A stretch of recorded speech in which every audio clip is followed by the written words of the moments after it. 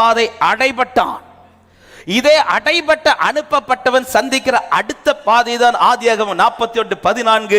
அவன் அழைப்பிக்கப்பட்டான். அனுப்பப்பட்டான், அடைபட்டான், அழைப்பிக்கப்பட்டான். இந்த மூணையும் சொல்லுங்க. அனுப்பப்பட்டவன், அடைபட்டவன், அழைக்கப்பட்டவன். அனுப்பப்பட்டவன், அடைபட்டவன், அழைக்கப்பட்டவன். இந்த அனுப்பப்பட்டவனுக்கும் இந்த அழைக்கப்பட்டவனுக்கும் இடையில ஒண்ணு உண்டு. அதுதான் அடைபட்ட வாழ்க்கை. ஆமென். அனுப்பப்பட்டது சரியானால் ஒரு காலம் வரும்போது நீ அழைக்கப்படுவாய். இதற்கிடையில் நீ அடைபட்டு தான் இருப்பாய்.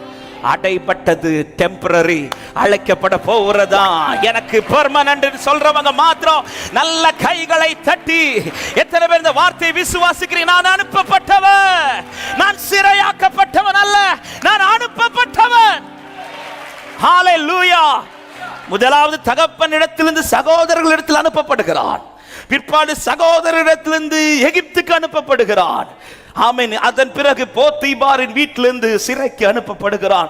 சிறையிலிருந்து பார்வோன் இடத்தில் அனுப்பப்படுகிறான். அனுப்பப்பட்டவன் அழைக்கப்படுகிற ஒரு நாள் உண்டு. அனுப்பப்பட்ட ஒரு தேவ பிள்ளையை தேசம் அழைக்கிற ஒரு நாள் உண்டு. அனுப்பப்பட்டவனை கர்த்தர் வெளியில கொண்டு வருகிற ஒரு நாள் உண்டு. அனுப்பப்பட்டவனை பரலோகம் அழைப்பித்து காண்பிக்கிற ஒரு நாள் உண்டு. எத்தனை பேர் விசுவாசித்து ஆமென்?